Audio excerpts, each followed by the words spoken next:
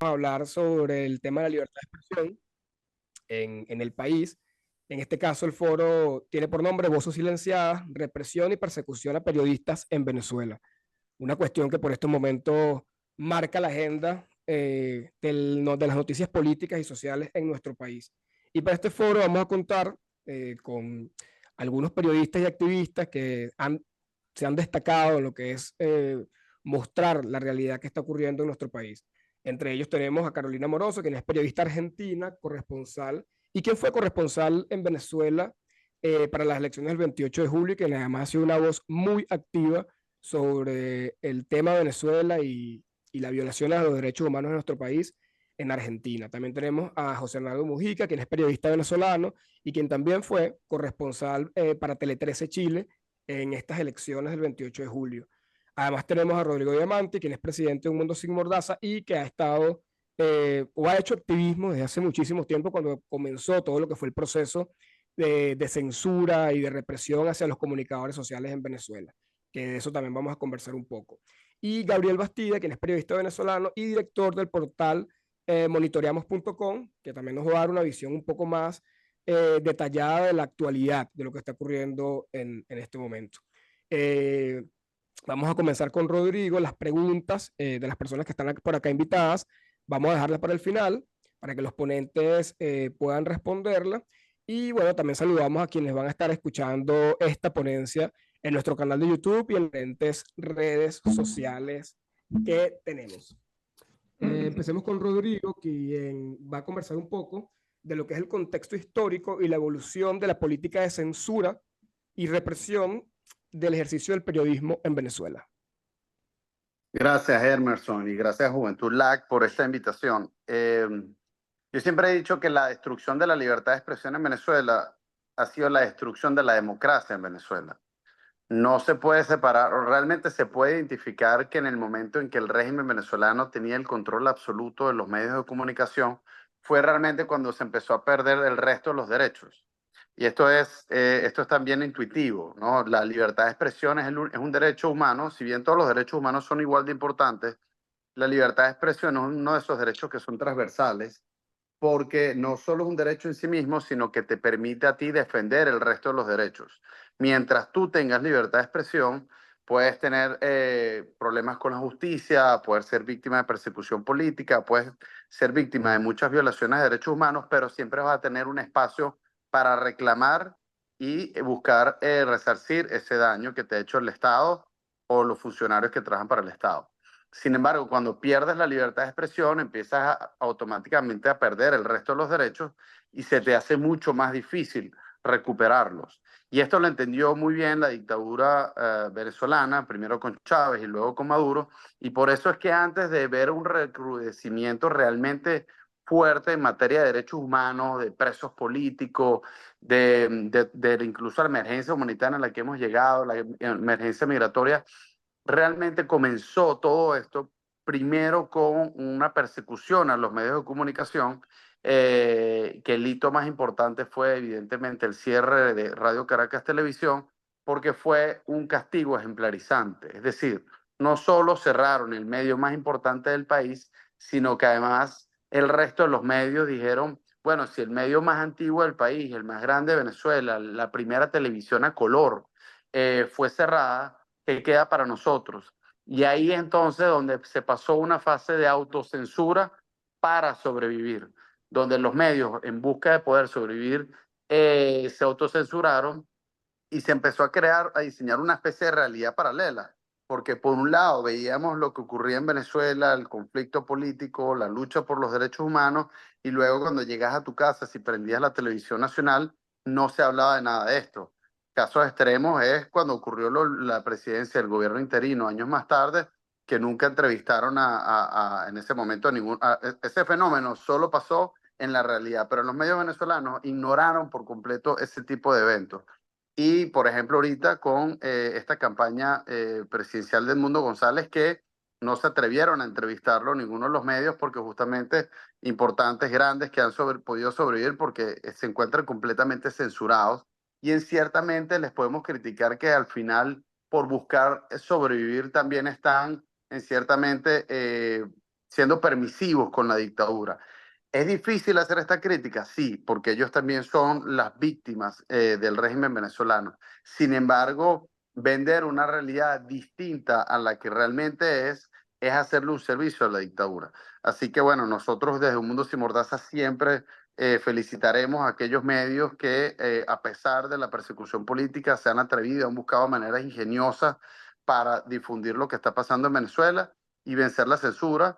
Nada más en los últimos meses se han cerrado más de 40 portales web en Venezuela justamente porque muchos de estos medios que sí se han atrevido a decir lo que pasa han tenido que pasar al mundo digital. Sin embargo, el régimen los bloquea y bueno, evidentemente eso hace que mucho más difícil que la gente se entere de lo que está pasando en Venezuela. Bueno, gracias, Rodrigo. Y sí, yo creo que obviamente el tema de RCTV fue como el inicio, ¿no? La punta del iceberg de todo lo que se venía luego en el país, que hoy lo vemos con el tema de la autocensura, que no solamente ocurre en el tema de los medios de comunicación, y esto es siempre importante dejarlo claro cuando uno tiene este tipo de espacios, ¿no? Para informar la situación de Venezuela, sino que está ocurriendo en diversas instituciones que hasta hace poco eran instituciones críticas en el país, en un proceso de reacomodamiento para intentar sobrevivir ante un sistema cada vez más represivo con el pensamiento libre. Bueno, ahora vamos a escuchar a Carolina Amoroso, quien va a hablarnos un poco de lo que fue su experiencia desde la experiencia presencial como cubriendo las elecciones presidenciales en Venezuela, desde la perspectiva de una periodista internacional de un país donde existe democracia y donde sería impensable que un periodista pudiera ser perseguido por hacer su trabajo. Bienvenida y de nuevo muchas gracias por acompañarnos. Bueno, muchísimas gracias por invitarme. Es un placer además compartir el panel con Rodri, con Gaby, con ustedes. Bueno, de verdad, muchísimas gracias. Em, bueno, primero tengo que decirte que yo no conocía la necesidad vital de libertad que tenía y la extensión de la libertad de la que gozo en mi país, sino hasta que llegué a Venezuela y me tocó cubrir en Venezuela y respiré ese aire asfixiante y te diría inhabilitante para un periodista. El régimen de Maduro, entre los tantísimos crímenes que cometió, le ha asesinado el alma a tantísimos colegas. Para los periodistas, tener que bañarnos en eufemismos, tener que utilizar palabras que no terminan de designar a las cosas por su nombre, es una muerte en vida. Tener que encontrarnos ante la frustración de que no podemos llamarle a una detención ilegal un secuestro, o que no podemos llamarle al régimen que está gobernando hoy ese país una dictadura, bueno, es una muerte en vida, porque los periodistas vivimos y respiramos lenguaje. Esa es la materia de la cual estamos hechos, y en el momento en que nos cercenan el lenguaje, nos matan el alma. Entonces, entre los tantos crímenes imperdonables para el régimen de Maduro, yo diría que está el haber asfixiado y el haberle matado el alma a tantísimos colegas, ¿no? Que sin embargo, muchos de ellos, y lo quiero remarcar, persisten, yo diría, en un acto extraordinario de valentía y de coraje, queriendo contar esa Venezuela real, ¿no? Porque por supuesto que cuando uno prende la televisión, mientras nosotros veíamos la cantidad de manifestaciones que había en distintos puntos de Venezuela después de que se consagró el fraude del 28 de julio, uno prendía la televisión y veía a una presentadora hablando de la suerte del príncipe Harry o alguna celebridad de la cual se rumoreaba un embarazo literal. O sea, me tomé el trabajo de repasar esto. Y eso solo enfatizaba la tragedia de degradación cultural que implica que un pueblo esté privado de información. Eso no solamente, repito, es una degradación cultural, sino que es, como decía Rodrigo, es el cercenamiento o el principio para cercenar todos los demás derechos, ¿no? Porque cuando se priva a alguien de la información y de esa ventana a la realidad imperfecta, por cierto, que ofrecemos los medios de comunicación, se lo está privando de una herramienta básica para el ejercicio de su propia ciudadanía. Por eso marco que el acto de valentía de tantísimos colegas en ese contexto es bueno, es sumamente loable y es una inspiración para mí como periodista, ¿no? Pero no puedo dejar de decir que lo que ha hecho el régimen de Nicolás Maduro con la comunidad periodística en Venezuela es absolutamente criminal, ¿no? Y empezó en los años de Hugo Chávez Frías porque esto fue un diseño, esto fue un diseño. Después te diría que me gustaría contarles algunas cosas quizás para deconstruir algunos hábitos aprendidos en ese proceso de deformación de la información que se ha propuesto el régimen desde hace ya varios años. Una de las cosas que a mí más me asombró es esto que mencionaba recién, ¿no? La utilización de eufemismos, ¿no? O muchas veces se sintetiza, y me pasaba mucho en el diálogo con colegas, se sintetizan situaciones bajo la frase es muy complejo. Y en realidad es bastante simple. Lo que está sucediendo es que hay un régimen avasallando los derechos fundamentales, pero frente a la imposibilidad de decir, muchas veces todo se mete en el paraguas de los eufemismos o de las frases hechas o de las frases lavadas, justamente por el costo que puede implicar llamar a las cosas por su nombre. Pero por eso marco que quienes estamos afuera tenemos un deber moral con Venezuela, que es llamar a las cosas por su nombre, y es entender que si hablamos con colegas allí y no están pudiendo decirle a determinados procesos de determinada manera, que son las palabras que le caben, es porque esa persona está asumiendo o podría asumir un costo altísimo para su propia vida, para su propia integridad y para la vida de su familia. Dicho eso, te diría que la cobertura en Venezuela fue pasar del cielo al infierno, ¿no? En la antesala de las elecciones, más allá de que ya se respiraba ese clima asfixiante y esa sociedad de la vigilancia, es muy importante para mí marcar que cualquiera que ejerza el periodismo, sobre todo para los medios internacionales, que estábamos muy bajo la lupa, tiene que acostumbrarse a que haya personas de civil o incluso uniformados registrando en sus teléfonos todo lo que nosotros hacíamos y lo que emitíamos al aire, acostumbrarse a la idea de que puede llegar a recibir algún tipo de mensaje de amedrentamiento, como el mail que recibimos nosotros, recordándonos el artículo 20 de la ley contra el odio, con penas de 10 a 20 años por el delito de incitación al odio, que no es ni más ni menos que una ley mordaza. Pero más allá de todo esto, te diría que el arco dramático de lo que me tocó cubrir fue pasar de un pueblo que estaba dispuesto a sortear esa asfixia y a dar un salto extraordinario de valentía para pedir abiertamente, incluso ante nuestras cámaras, un cambio. Y bueno, cuando hablo del paso del cielo al infierno, hablo de pasar de esa efervescencia preelectoral y durante la jornada electoral a lo que se vivió en los días después, la furia incontenible de la gente que salía a la calle y la represión brutal que nosotros mismos registramos con nuestras cámaras y que tuvo también un correlato en el ejercicio periodístico en cuanto a las maniobras de amedrentamiento que por supuesto se acentuaron a partir de todo lo que siguió al 28 de julio, ¿no? Pero sí, te diría que fue ese paso del cielo al infierno, no obstante, me traigo, y no me voy a olvidar nunca, me traigo en mi corazón las postales de ese pueblo tan necesitado y urgido por cambiar, que estuvo dispuesto y está dispuesto aún hoy a actos de valentía de los cuales la verdad que yo dudo que yo misma sería capaz, ¿no? Realmente es muy loable. Gracias, y bueno, obviamente como venezolano, activista, etcétera, súper agradecido siempre bueno, porque eres una voz muy importante para elevar todas estas denuncias de lo que está ocurriendo en nuestro país.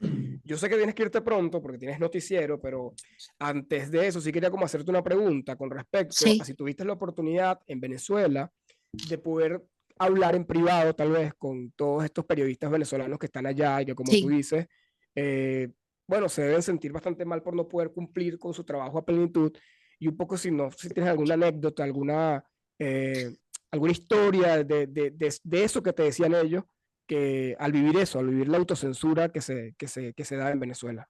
Ujú.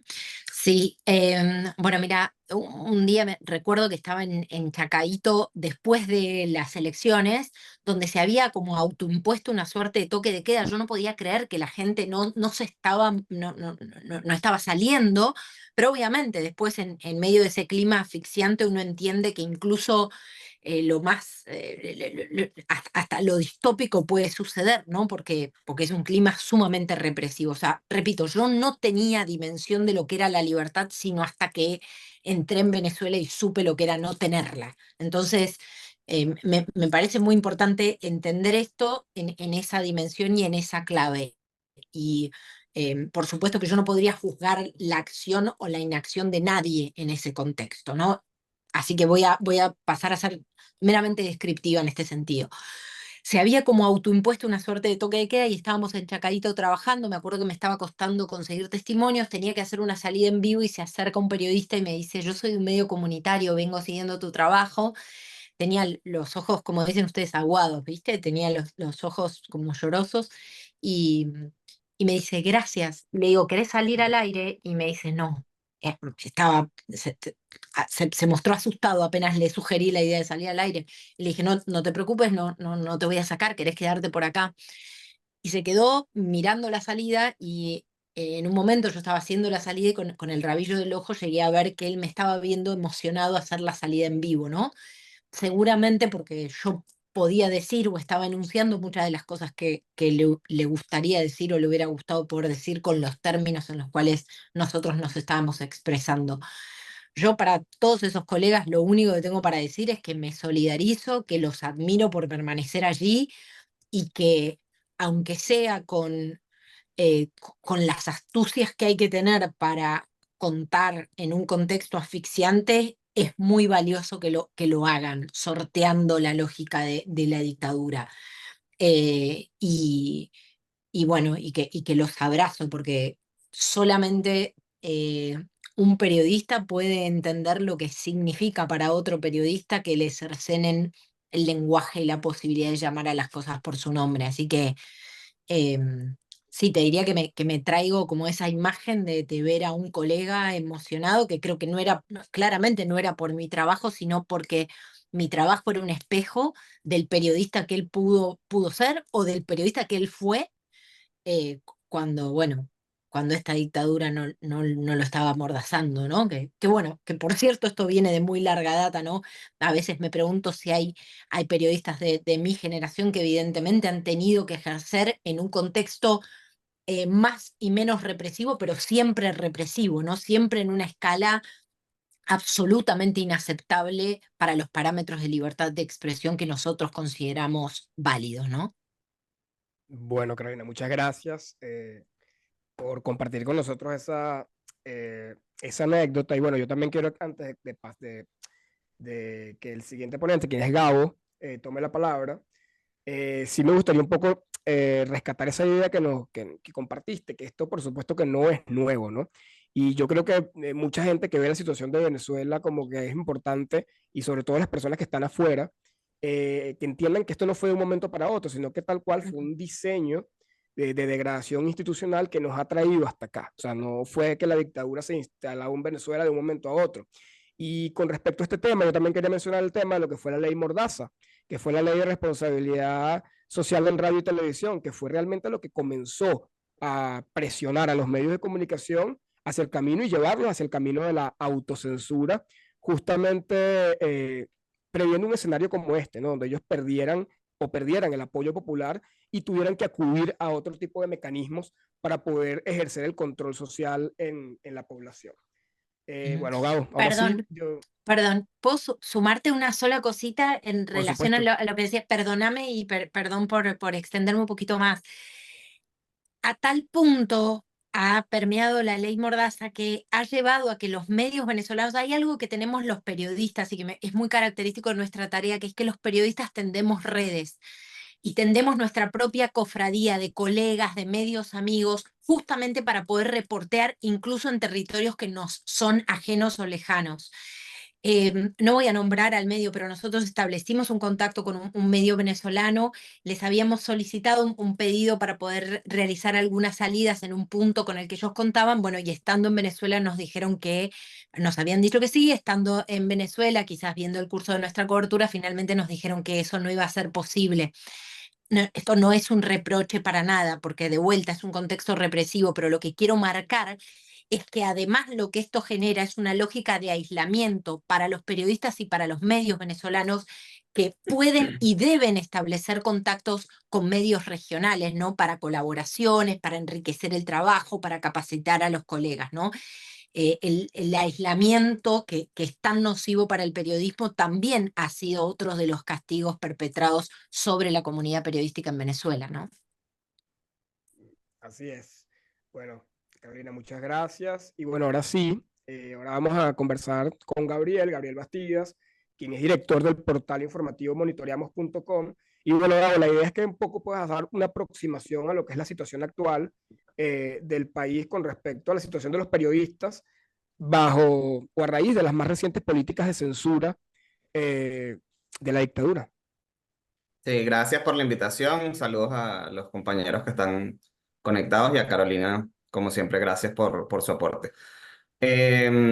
Mencionabas la ley Resorte, la ley Mordaza, justamente se cumplen 20 años desde que se aprobó esta ley en 2004. Fue como el primer paso en ese momento del gobierno de Hugo Chávez para comenzar a aplicar fuertes restricciones a los medios de comunicación. Y Carolina comentaba que quizás hay como una generación de periodistas que ejerció en libertad, pero también hay otra que se creció y se formó, mi caso, ya bajo un ambiente restrictivo para el trabajo de la prensa, porque por ejemplo esta ley Resorte, ley Mordaza, como se le conoció popularmente, comenzaba a imponer restricciones, por ejemplo, para las transmisiones en vivo de los medios de comunicación en la calle. Una protesta, transmitirla en vivo en Venezuela es algo muy difícil en los medios nacionales, los canales nacionales, algo prácticamente inexistente desde el año 2004, cuando se imponían severas multas y sanciones a los medios que transmitieran protestas y estas protestas se salieran de control y generaran violencia. Entonces, con la excusa de la violencia y la protección a los niños, se imponían estas sanciones y por eso los medios pasaron a una posición de autocensura y evitar las transmisiones en vivo para no tener que ser sancionados, ¿no? Luego se construyó todo un aparato legal que en cada legislación que se venía aprobando, por ejemplo, la ley de educación, la ley de cultura, cada una de las leyes se le iba incluyendo algún apartado vinculado a los medios de comunicación, también añadiendo penas y multas y sanciones para los medios y el trabajo de los periodistas que hacía cada vez más complicado el ejercicio de la libertad de expresión.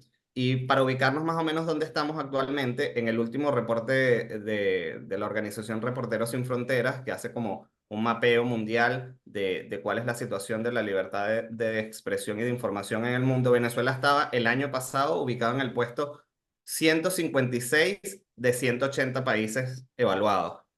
Por debajo de Venezuela solamente estaba países como Rusia, Cuba, China, Nicaragua, Irán o Siria. Seguramente este año Venezuela baje mucho más porque lo que se ha registrado en el contexto electoral no tiene precedentes en lo que habíamos visto hasta ahora. Los registros hablan de por lo menos una docena de periodistas detenidos hasta ahora en Venezuela, la mayoría en lo que va de año.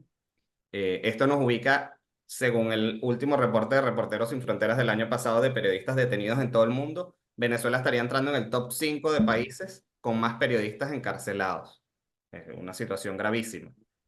Además, en el contexto electoral fueron bloqueadas decenas de portales web. La organización B Sin Filtro registra que hay 85 páginas bloqueadas en el país, de las cuales 50 son medios de comunicación. Y a esto hay que sumar los medios tradicionales que fueron cerrados en las últimas décadas.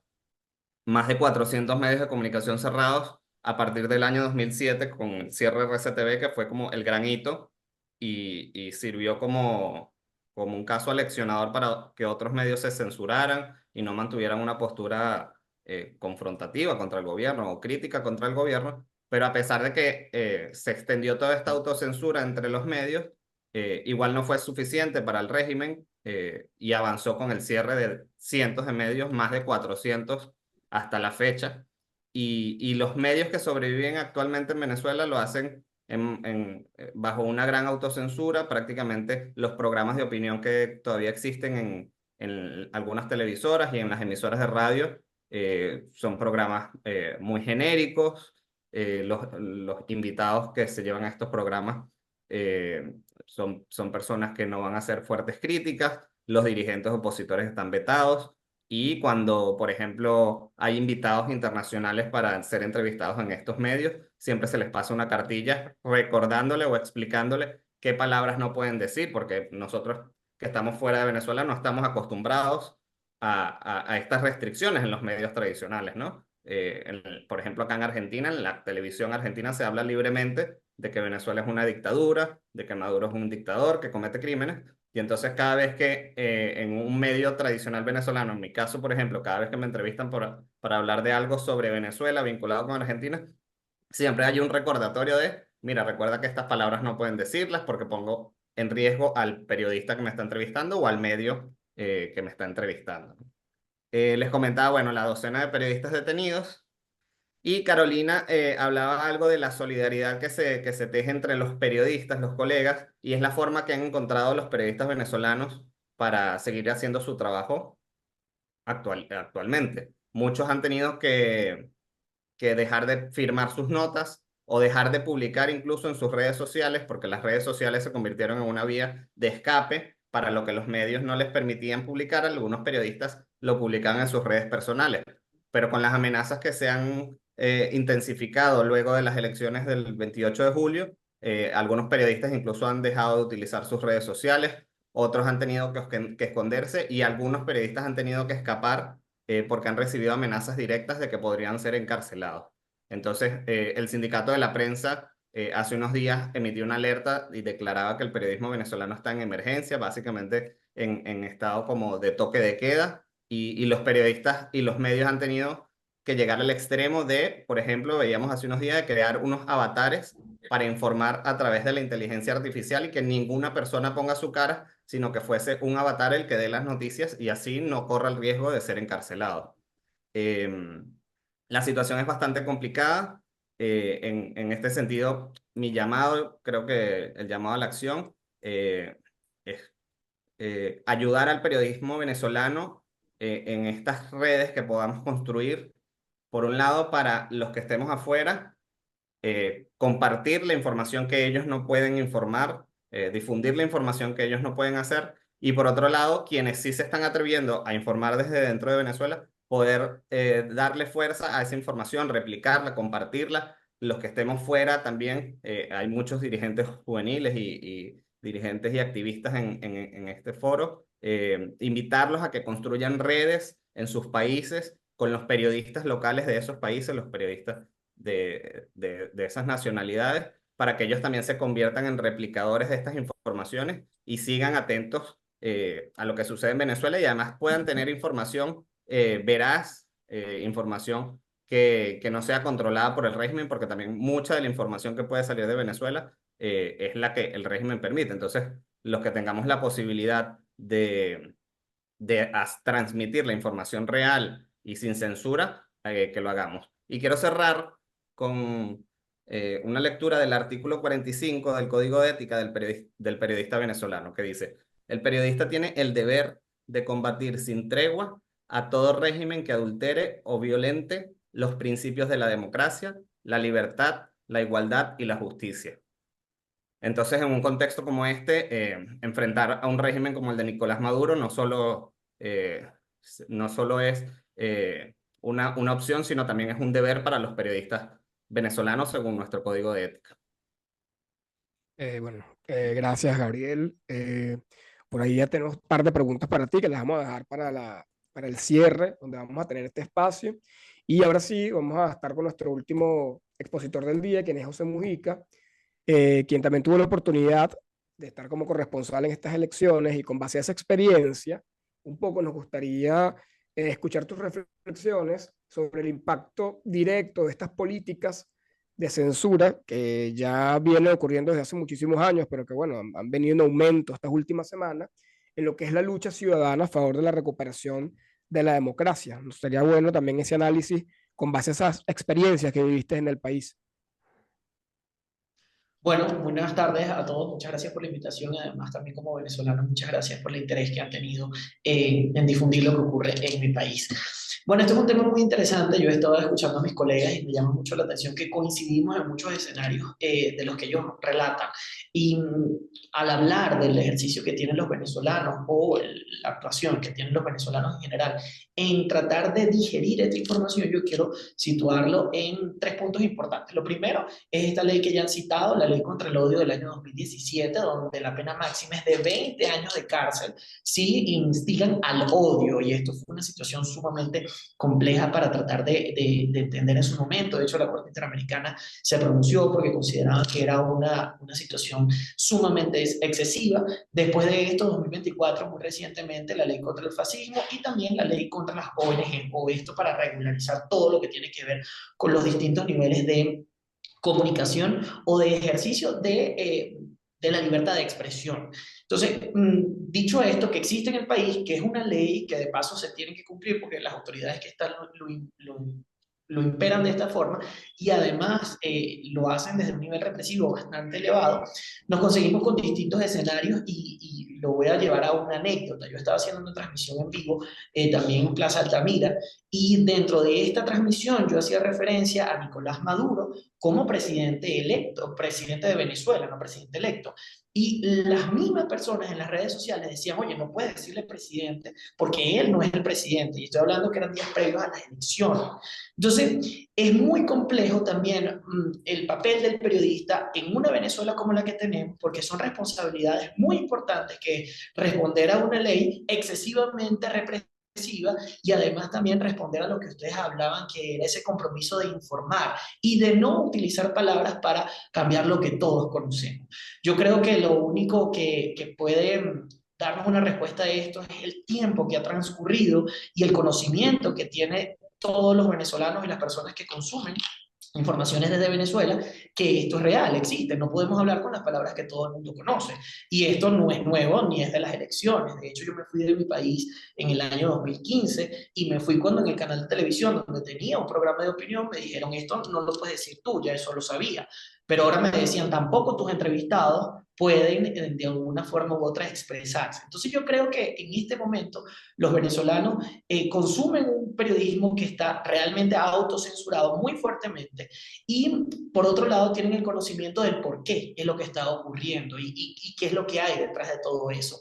Pienso y sin duda alguna es la razón de ese de lo que ha ocurrido con las redes sociales, porque ahí era donde nos encontrábamos todos y nos podíamos expresar de una forma mucho más directa, sin utilizar paralelismos a una realidad que todos conocemos en Venezuela. Entonces, realmente la participación ciudadana a lo largo de estos años, desde la ley Mordaza hasta lo que vemos hoy, porque todo esto comenzó no con el gobierno de Nicolás Maduro, todo esto comenzó con el gobierno de Hugo Chávez Frías. Yo cuando estaba estudiando en la universidad, yo estuve en las protestas contra el cierre de RCTV, una situación muy lamentable y que todo pasó y fue el precedente que marcó la pauta de cómo se iba a informar en los próximos años en el país y de cómo se sigue informando. Sin embargo, yo debo decir que durante estas coberturas, yo estuve 6 meses en Venezuela en el 2023 para entender un poco la situación de cómo estaba informativamente el país y me di cuenta que estábamos mucho más atrás de lo que podíamos hablar en otros canales de televisión. No me refiero nada más al tema de comunicación, sino tecnología, porque también ha sido muy complicado invertir en una empresa que posiblemente no pueda avanzar en cualquier momento porque la cierran, porque la expropian o porque simplemente le quitan la concesión. Entonces estamos muy atrasados en cuanto a medios de comunicación y por eso las personas, los televidentes o los radioescuchas entienden lo que está ocurriendo. No es nuevo.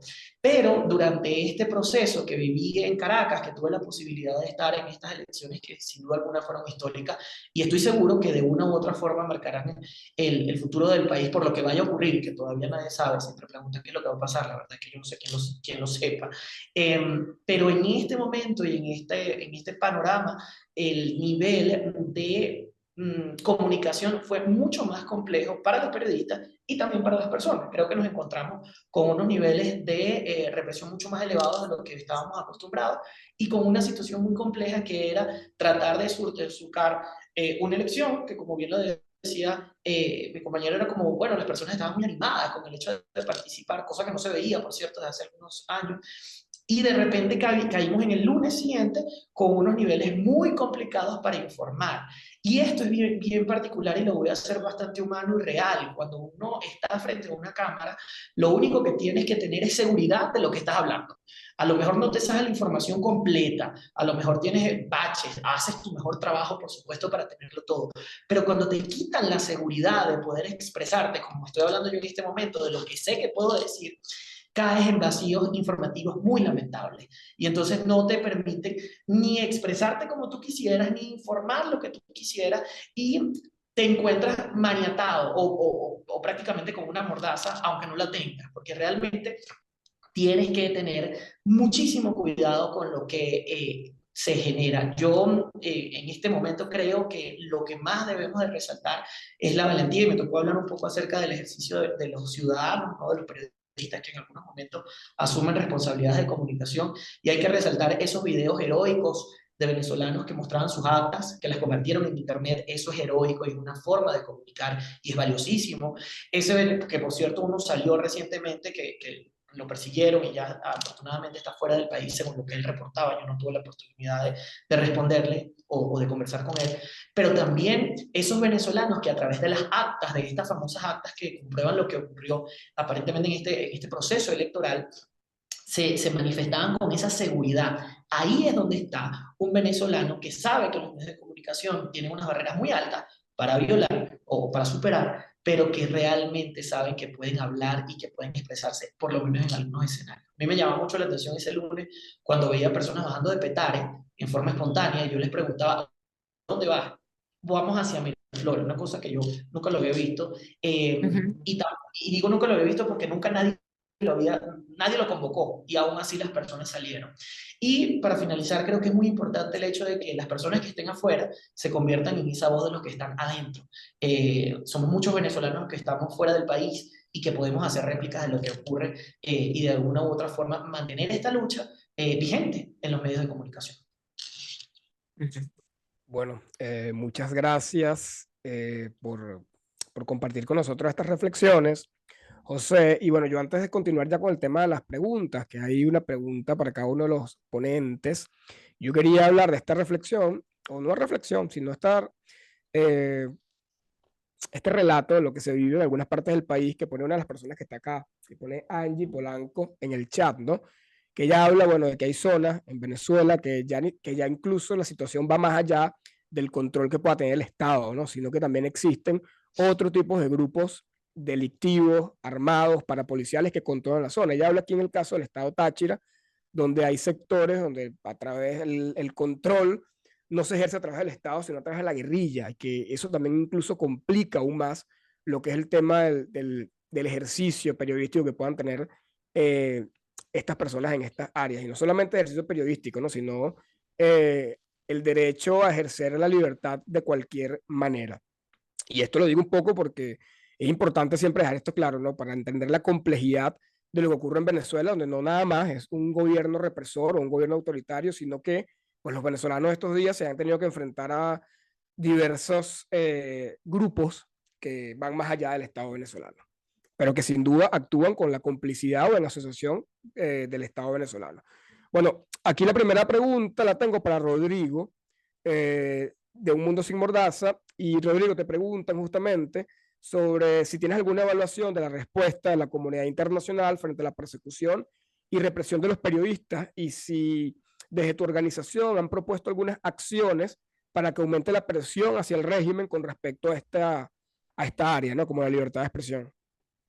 Muchas gracias, Emerson. Y como sé que Carolina está pronto por irse, también quería saludar a Carolina, que se ha convertido en una de las mejores voces, si no la voz más clara, no venezolana en este momento. Quienes no han visto sus entrevistas, por favor, véanlas. Y a Gabriel Bastida también mandarle un saludo, que fue la primera persona que hizo un video para Un Mundo Sin Mordaza en nuestra historia. Tenemos 15 años Eh, Así que bueno, un placer estar aquí con ustedes. Y bueno, saludo a todo el equipo de Juventud LAC. ¿Qué podemos hacer con el tema de la persecución en Venezuela? Mira, nosotros estamos ahorita en una situación inédita, sin precedentes y muy ventajosa. Y sé que les puede parecer sorpresivo que les diga que estamos en una situación ventajosa, teniendo el estado de represión y terrorismo de estado en el que estamos viviendo, ¿no? Eso me queda muy claro. Pero nada más con que la presidenta de la Comisión Interamericana de Derechos Humanos, que es el órgano regional del continente más importante en materia de derechos humanos y de mayor reputación, haya clasificado de terrorismo de Estado lo que está ocurriendo en Venezuela, incluso antes de la orden de captura contra el Mundo González, es una demostración de que tienen muy bien calificado al régimen venezolano. Segundo, que Amnistía Internacional, que es la organización internacional más importante del mundo posiblemente, le haya exigido al fiscal de la Corte Penal Internacional que tome acciones sobre la situación de Venezuela, es otra razón para celebrar. Eh, Tercero, el secretario general de la Organización de Estados Americanos, Luis Almagro, ha pedido ya en numerosas oportunidades al fiscal de la Corte Penal Internacional que emita las órdenes de captura contra Nicolás Maduro.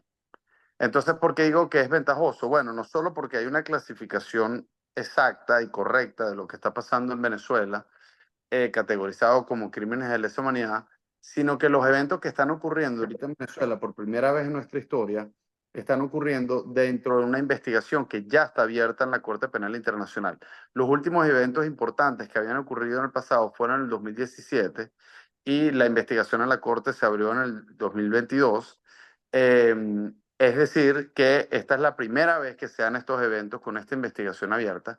Y lo más importante, tal vez lo más importante, esto lo precisó también Luis Moreno Campos, argentino, fundador de la Corte Penal Internacional, es que en esta oportunidad el mismo Maduro se ha culpabilizado directamente cuando expresó públicamente que en Venezuela ocurriría un baño de sangre si él no se le reconocía como ganador de las elecciones.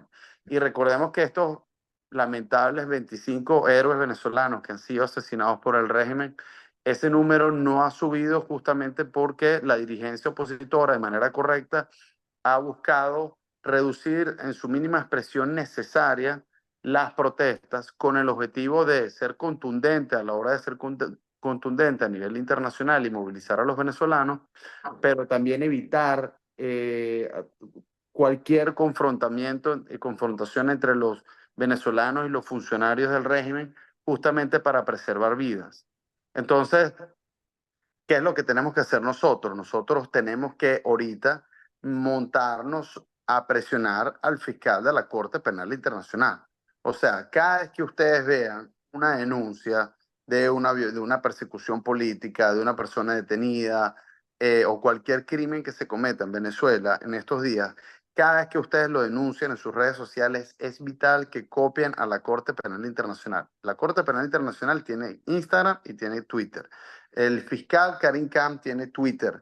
Tiene que utilizarlos y taguearlos cada vez y nombrarlos cada vez que haya una denuncia. ¿Por qué? Porque tienen que sentir nuestra presión. Está bien que lo haga la comunidad internacional, pero tienen que sentir nuestra presión. Ahorita felicitar, por ejemplo, al presidente de Uruguay, que el día de ayer anunció que va a mandar una comunicación con los nuevos delitos al fiscal de la Corte Penal Internacional para que acelere la investigación. Felicitar a los países que lo están haciendo. También Juventud Black puede, y les pido de una vez, aprovecho este espacio para que comencemos en una campaña internacional para pedirle a todos los presidentes de la región que se comuniquen directamente con el fiscal de la Corte Penal Internacional para que acelere el proceso de investigación y comience la fase en la que está, porque esto no es que estamos inventando, esa es la fase en la que está en este momento la investigación en la Corte, es la fase de emisión de órdenes de captura. Y créanme que lo han hecho con bastante mesura y no, incluso procesos como lo que está pasando en el Medio Oriente, con la situación de las órdenes de captura en contra de Hamas, en contra del presidente, el primer ministro de Israel o en contra de Putin en Ucrania, fueron órdenes de captura que se emitieron a una velocidad mucho mayor que la que le estamos pidiendo ahorita nosotros al fiscal que actúe. Entonces, nosotros estamos en este momento en el que tenemos que estar, que es el que se emitan estas órdenes de captura, especialmente contra Nicolás Maduro por haber sido el responsable y públicamente además decir por televisión que van a detener a miles de venezolanos. Son ellos los responsables y nosotros, pero tenemos que presionar al fiscal para que lo haga. Y esto puede ser un game para la situación venezolana. Esto va a ser generar un cambio en la situación venezolana porque esto va a evitar que más nunca Maduro sea visto como un presidente o como un líder político, sino como un criminal buscado por la Corte Penal Internacional. Y adicionalmente esto hace legal su detención. Y con esto cierro. Una orden de captura en contra de Nicolás Maduro es verdad que no garantiza su detención, pero lo que sí hace es, uno, convertirlo en un criminal buscado por la justicia internacional, pero aún más importante o igual de importante, hace que su detención se convierta en una acción legal, ya que el Estado venezolano tiene un acuerdo con la Corte Penal Internacional que debe honrar. Por lo tanto, cualquier funcionario debería ejercer que bueno, en sus funciones debería ejercer las órdenes de la Corte Penal Internacional y proceder a su detención. Que luego si se ejecuta o no esa detención, bueno, esa es una segunda discusión, pero lo más importante es que ya eso convertiría a Maduro en un criminal que ya todos sabemos que lo es, pero ante los ojos de la comunidad internacional. Así que yo creo que esta es la acción más potente que podemos hacer y creo que estamos en una situación privilegiada en este momento para exigir eso y lograr esa orden de detención y creo yo que es a lo que nos debemos evocar todos nosotros y concentrarnos. Gracias, Rodrigo. Bueno, y tan es así que lo que tú decías, que de alguna manera u otra se han visto obligados a honrar estos compromisos que tuvieron que ceder en lo que fue la apertura de la oficina del fiscal y de la corte en Venezuela. Y eso obviamente fue un grave o un duro revés para la dictadura. Ahora bien, para José, José, te preguntan ¿qué nos puedes hablar sobre los medios represivos y controles hacia los periodistas que pudiste observar en tu cobertura en las elecciones presidenciales? O sea, si hay alguna anécdota importante que tengas que contarnos con respecto a, a presiones específicas hacia colegas tuyos en Venezuela. Bueno, yo creo que más que las presiones que pudimos ver en esos días es la autocensura que ya está marcada y es un discurso constante. Creo, sí, los mensajes que llegaron para algunas de las personas, sobre todo en los días posteriores a las elecciones, que se pusieron muy complicados, mensajes directos que llegaban a no deberían salir, les recomendamos no salir. El sábado siguiente a la elección hubo una actividad pública donde estuvo María Corina Machado y de hecho no pudimos realizar esa cobertura por advertencia directa a mensajes de texto. Y como a mí, a varios, de hecho con nombres de medios de comunicación nacionales e internacionales. Y de hecho dentro de esta actividad que se desarrolló previo a las elecciones, tuve la posibilidad de conocer a un colega periodista argentino que vive en España y él fue justamente deportado de Venezuela. Lo buscaron en el hotel, lo llevaron. O sea que sí se vivieron momentos muy complicados para el ejercicio periodístico. Y digamos, la medida, la decisión era, si tienes nacionalidad venezolana, te quedas enfrentando esta suerte digamos, autoridades que hay en el país, por llamarlas de alguna forma, y si eres extranjero, pues sales deportado. Entonces, se vivieron momentos bien complicados que la verdad yo no había visto tan de cerca, no solamente con medios nacionales, sino con medios internacionales. Y tuve la posibilidad de compartir algunas coberturas con colegas periodistas amigos que trabajamos, yo a distancia, fuera de Venezuela, ellos adentro, y la verdad es que ellos tienen una forma diferente de informar porque están acostumbrados a este tema de autocensura, de cambiar palabras y de sortear lo que es comunicar en Venezuela. Bueno, gracias. Y por aquí tenemos la última pregunta, que bueno, ya Gabriel un poco la había respondido, Gabo, pero no sé si tienes que agregar algo más, que es con respecto a, bueno, como director de un medio digital, ¿cómo has podido apreciar lo que ha sido la evolución de la censura la semana previa a las elecciones y lo que fue después de las elecciones? O sea, ¿cómo puede ser un poco descrito ese aumento de la represión? Y además, que eso también lo habías conversado, pero me gustaría que si lo cerremos, digamos, con este llamado de cómo puede ser el apoyo que la sociedad civil venezolana le dé a los periodistas venezolanos en esta construcción estratégica de resistencia, de nuevos mecanismos de resistencia ante la situación actual? Bueno, la censura hacia los medios, en nuestro caso en Monitoreamos, al ser un medio digital y estar fuera de Venezuela, podemos trabajar libremente, ¿no? Pero colegas dentro de Venezuela han sufrido mucho la persecución y las amenazas post elecciones.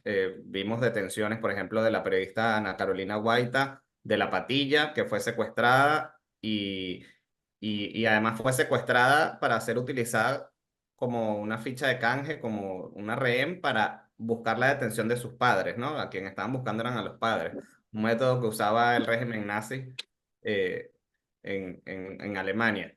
Y esto vino aumentando. También uno de los hitos que vimos post elecciones fue el bloqueo de Twitter, claramente. Seguramente todos hemos visto en nuestras cuentas de Twitter cómo ha bajado las interacciones. Vemos muchos usuarios que ya no participan porque aunque en general la sociedad venezolana ha buscado las maneras para saltar la censura y la autocensura, por ejemplo, ya la gente está muy clara que no se informa a través de la televisión, no se informan a través de los medios tradicionales, sino se informan ya a través de las redes sociales y los portales digitales. Y ya muchas personas estaban educadas y formadas sobre cómo utilizar un VPN. Lamentablemente todavía hay muchos ciudadanos que para ellos es muy difícil esto porque además si tienen un celular que no tiene una capacidad para tener un VPN, se les complica la conexión y a pesar de esto, no podemos menospreciar el esfuerzo que se hace para comunicar a través de las redes sociales porque las redes sociales se convierten de alguna manera luego, se multiplica esa información a través de, por ejemplo, WhatsApp. WhatsApp es una de las principales vías de comunicación actualmente y lo que puede publicar un periodista en Twitter o en Instagram, inmediatamente se replica en WhatsApp. Igualmente en Instagram y TikTok son otras de las redes sociales que la gente está utilizando para informarse. Y cómo podemos colaborar con el periodismo venezolano en la segunda pregunta que me hacía. Bueno, primero, estar muy claros de quiénes están haciendo periodismo de verdad, de manera independiente, cuáles son los medios confiables para seguir y saber cómo no caer en las trampas de la dictadura y la propaganda que esparce desinformación a través de las redes sociales. Eso es fundamental. Y segundo, bueno, ayudar a estos medios a compartir la información que publican, a estos periodistas independientes que con un gran esfuerzo están publicando información desde el terreno, corriendo grandes riesgos, ayudarlos a compartir esa información porque mientras más impacto tenga, de alguna manera también funciona como un mecanismo de protección para ellos, ¿no? Mientras más gente los conozca y más gente comparta su información, de alguna manera el costo para arremeter contra ellos es más alto. Y como sugerencia, para sugerencia práctica de cómo saltar estos bloqueos, les recomiendo que bajen la aplicación de Noticias Sin Filtro. Es una aplicación que creó la ONG BE Sin Filtro, que ya tiene integrado un VPN esta aplicación y allí pueden leer las noticias de todos los medios digitales venezolanos que están bloqueados y que tienen información verificada, confiable y que es una fuente rápida para poder informarse. Bajan la aplicación en su tienda digital de su teléfono, Noticias Sin Filtro, y allí pueden leer todos los medios digitales. En una sola aplicación les van a aparecer las noticias. Bueno, Gabriel, muchas gracias. Y bueno, gracias también a todos los que nos acompañaron en este ciclo de actividades que van a seguir ocurriendo y estaremos comunicándonos con ustedes. Quiero mandar un saludo muy especial a Jonathan Carrillo, que es presidente adjunto de la Federación de Centros Universitarios de la UCB, cargo que yo también ocupé en mi época de dirigencia estudiantil.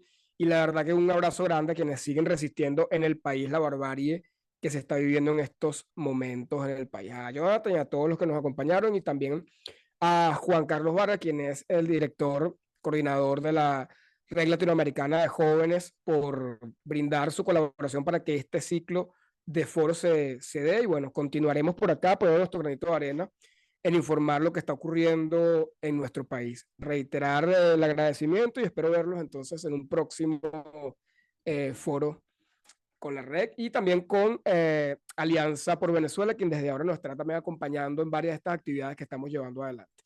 Muchas gracias a todos.